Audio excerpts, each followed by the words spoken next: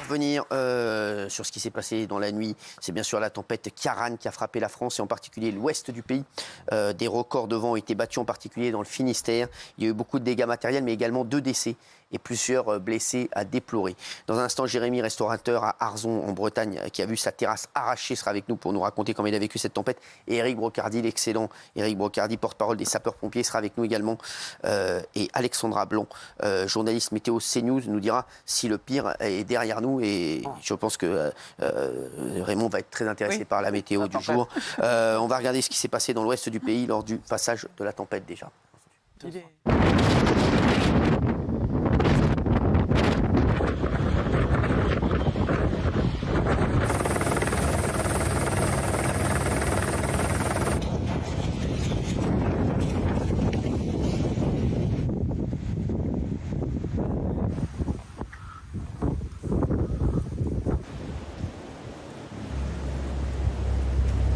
Voilà à quoi ça ressemble. Il ne reste plus rien. Merci d'être avec nous. Merci Éric Brocardi, porte-parole des sapeurs-pompiers. C'est toujours un bonheur de vous avoir. Merci Alexandra qui vient nous voir, une collègue de CNews. Vous allez nous dire ce qui va se passer dans les prochains jours. Merci d'être là, Alexandra Blanc. Et on a Jérémy, restaurateur à Arzon, qui lui... on va voir la vidéo de votre restaurant, votre terrasse-restaurant. Vous avez retrouvé des morceaux à 200 mètres de votre restaurant. C'est un truc de fou, regardez.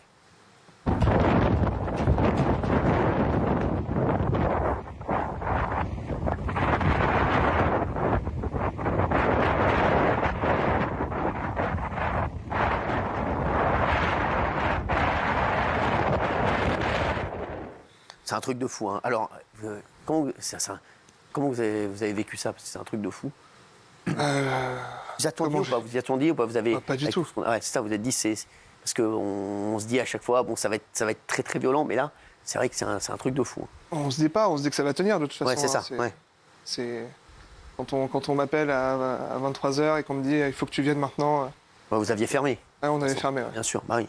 Ouais, c'est les voisins restaurateurs qui m'ont appelé, que je remercie beaucoup, et qui m'ont appelé, qui m'ont dit il faut que tu viennes maintenant, appelle les pompiers, et puis il faut sécuriser tout ça. Parce que... Alors, le maire de votre ville, Arzon, a d'ailleurs témoigné aujourd'hui dans les médias qu'il y a eu de nombreux dégâts. Regardez. Je suis sur le pont pour reloger certains habitants et aussi reloger certains saisonniers de nos commerçants qui avaient un contrat dans nos campings. Et donc nous trouvons des solutions pour reloger ces personnes. Beaucoup de dégâts à Arzon. Oui, nous avons énormément de dégâts sur Arzon. D'ailleurs, nous attendons Enedis, l'intervention d'Enedis depuis ce matin. On les relance, mais nous ne sommes pas prioritaires vu les dégâts qu'il y a sur toute la Bretagne. Mais il y a un deuxième coup de vent qui arrive dès samedi matin et ma crainte c'est que des arbres qui ont été fragilisés par cette première tempête aient tenu et ne tiennent pas encore pour samedi. Autre image forte, c'est ces grues qui sont tombées à Brest, regardez.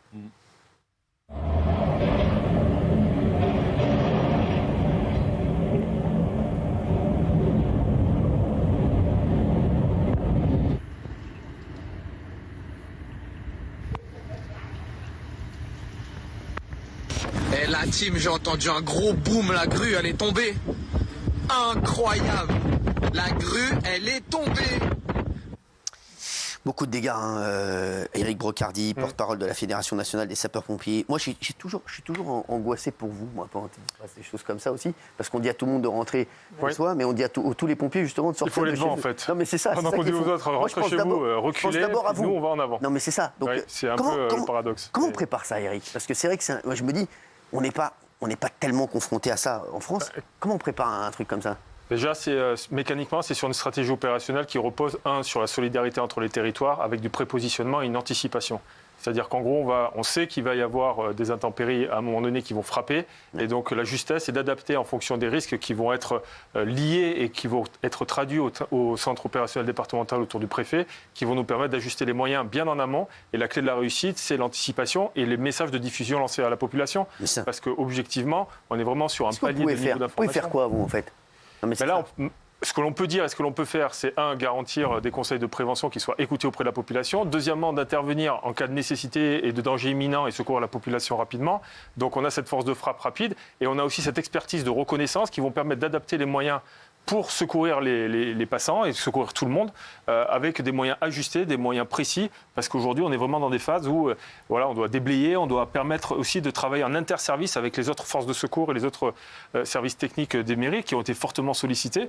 Et je pense qu'on peut féliciter l'ensemble des services publics et toutes les unités, parce qu'aujourd'hui on est dans une phase de résilience des territoires qui fait qu'on est sur voilà, une optimisation des moyens. Et puis voilà, comme je dis, je le répète, il faut vraiment saluer cette force-là qui a mis du temps, de l'engagement, de la disponibilité, et surtout la nuit, et surtout en période de congé. Alors, très clairement, voilà, ils ont donné de leur personne. On a vu en Bretagne une vague gigantesque surprendre certaines personnes qui avaient pris des risques. Regardez ça. Regardez, regardez ça. Qui fait ça? Qu'est-ce qu'il fait là? Sur le banc. Qu'est-ce qu'il fait là? Il attend quoi? Il attend quoi?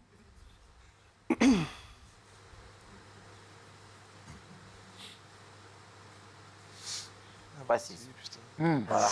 Quel extrêmement dangereux, les gars. Ah oui, mais voilà. Ah bah ça, Eric, ça c'est c'est ce qu'on se dit, c'est tout ce qu'il ne faut pas faire. C'est exactement tout ce qu'il ne faut pas faire. On va dire de manière générale, la curiosité, il faut la laisser au garage dans ces grands moments-là. Je pense que ça ne sert à rien de mettre en danger des sapeurs-pompiers pour aller secourir des gens qui sont là pour faire des photos. C'est vrai que ça reste magnifique, un spectacle naturel comme celui-ci, mais je pense qu'il faut à proprement parler avoir une raison de rester chez soi, et ça fait partie de la culture de sécurité civile qu'on doit avoir et qu'on doit apprendre à l'école dès le plus jeune âge pour ne pas se mettre en danger et faire preuve de solidarité. Je crois que la solidarité, aujourd'hui, on en a besoin. Ça a été montré avec un exemple tout à l'heure dans un conflit du Proche-Orient. Donc voilà, il faut montrer aussi cette force que l'on a à se raisonner entre nous. Même si les dégâts sont majoritairement des dégâts matériels, malheureusement, 2 personnes ont perdu la vie et 15 autres personnes ont été blessées au total, dont 7 sapeurs-pompiers. On pense fort à eux. Quand je disais que c'est pour vous aussi, je suis le plus inquiet à chaque fois qu'il y a des événements comme ça. Le premier décès, c'est un chauffeur routier qui a perdu la vie dans un accident de la route dans l'Aisne avec un arbre tombé sur le camion. On pense fort à sa famille, à lui, il a voulu absolument faire son travail, travailler. Et vraiment, on pense à lui, ça c'est chaud dit, c'est une mort horrible. Et un homme de 70 ans, une affaire incroyable, est mort après un coup de vent. L'homme aurait chuté de son balcon alors qu'il était en train de fermer son volet près du Havre, Gilles. Oui, c'est un coup de vent. Il a été pris. Alors, le bilan, c'est 2 morts, c'est dramatique, des blessés. Mais quand même, globalement, on a l'impression que la prévention a fonctionné, le système d'alerte. Les préfets ont pris des arrêtés, restez chez vous. Le ministre de l'Intérieur avait dit. Est-ce que vous êtes d'accord avec ça? Oui, très clairement. Peut-être encore à pire. La réponse est directe et franche, oui. Même si on a l'impression de priver certaines libertés, mais c'est pour la vie des gens que l'on fait ça et que l'on exerce aujourd'hui des arrêtés préfectoraux pour permettre justement de laisser les gens chez soi, d'éviter qu'ils prennent des transports qui vont à un moment donné exposer les gens à un risque particulier. Les gens ne comprenaient pas pourquoi on arrête les trains. Mais c'est simple, parce que si les trains sont barrés sur leur rail avec des branchages, c'est des gens que l'on expose à l'intérieur à un risque, le temps qu'on attend de libérer la voie. Donc le sujet aujourd'hui, c'est de sortir de ce phénomène de confort qui veut qu'aujourd'hui, quand on a une vigilance rouge, même quand on a une vigilance orange, puisqu'on rappelle que malheureusement ces décès, on est en vigilance orange, il est constaté aussi qu'il faut être extrêmement vigilant en permanence et donc d'adopter le bon comportement.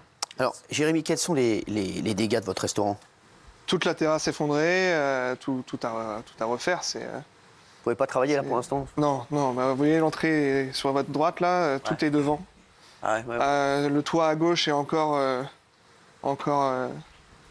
fragile, donc on a appelé des gens en urgence pour démonter ça parce que c'est les assurances vont prendre en charge, bien entendu, beaucoup de choses, mais il paraît que pas tout. Alors, pas tout le temps, c'est très lent. Il faut déjà que ce soit déclaré catastrophe naturelle. Après, est-ce que c'est privé? Est-ce que c'est l'État? C'est très compliqué. Et le problème aussi, c'est qu'il y a tellement d'expertise à faire qu'il n'y a pas assez d'experts. Donc, il faut souhaiter que ça aille très vite parce que les gens ne peuvent pas rester comme ça. Alors, Alexandra, vous êtes journaliste météo, bien sûr, sur CNews.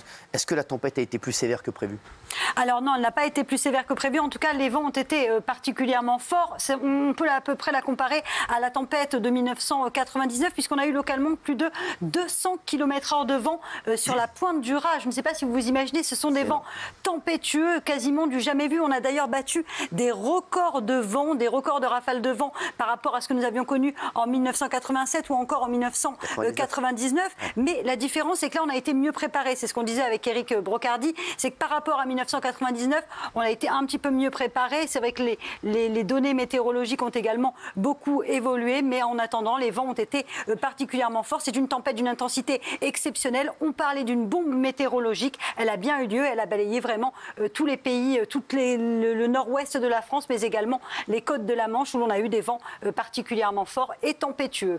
Alors, est-ce que cette tempête est finie, le pire est derrière nous, ça y est ou pas? Alors oui, le pire est derrière nous. C'est une tempête donc exceptionnelle. On n'en a pas tous les ans, mais on va avoir de nouveau un temps très agité à partir de demain, avec de nouveau une nouvelle dépression qui va concerner cette fois le sud-ouest de la France. Là, ça va concerner la Bretagne et les côtes de la Manche. Là, on va retrouver cette deuxième dépression un petit peu plus au sud, donc entre la Gironde et les Landes. Et puis, on parle d'une nouvelle tempête, on en parle tous, entre samedi et dimanche. Alors, rassurez-vous, cette tempête s'appelle Domingo. C'est pas vraiment une tempête, c'est plutôt une dépression qui va balayer le sud-ouest du pays. A priori, ce serait les Charentes ou encore la Vendée qui seraient principalement concernées. Donc finalement, tout le monde à un moment donné sera concerné par ces vents tempétueux, mais qui s'annoncent beaucoup moins forts. On n'aura pas 200 km/h de vent, Cyril.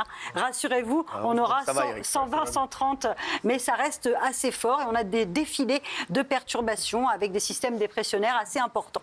On a la rubrique météo maintenant, c'est ça, dans l'émission.